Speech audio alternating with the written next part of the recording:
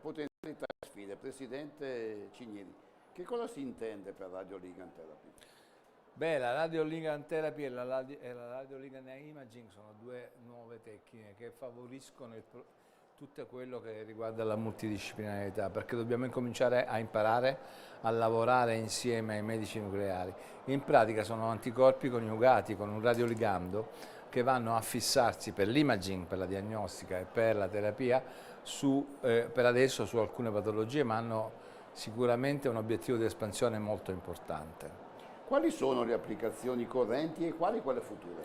Le applicazioni correnti sono i NET pancreatici, i NET JEP cosiddetti, sono delle neoplasie apparentemente poco diffuse, ma che in realtà, grazie anche all'abilità dei patologi, stanno diventando sempre più presenti e colpiscono spesso i giovani.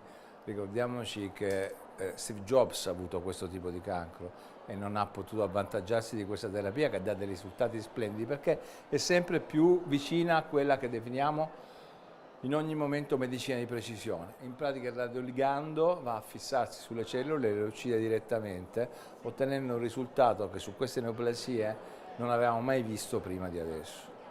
Ecco, quali sfide dovranno essere affrontate per accogliere al meglio queste terapie nella pratica clinica? Allora, la sfida più importante, come dicevo all'inizio, è la multidisciplinarietà, parlarne e quindi facciamo bene in questa intervista a parlarne agli oncologi medici, rendere dotti gli oncologi medici che esista questo approccio terapeutico, discutere insieme ai medici nucleari le possibilità in ogni centro di medicina nucleare di poter fare questi trattamenti e sviluppare tutto quello che riguarda la radioligand therapy in altri tipi di tumore che non siano i NET-JEP, perché ci sono varie opzioni su vari tipi di neoplasie, per esempio penso alla vescica, ma perché no anche tante altre neoplasie che sono diffuse e hanno appunto questa diffusione in tutto l'organismo, che possono darci un vantaggio terapeutico importante con minime tossicità ancora una volta. In questo congresso quindi si sottolinea ancora una volta la necessità del team. La necessità del team, la necessità di comprendere la complessità.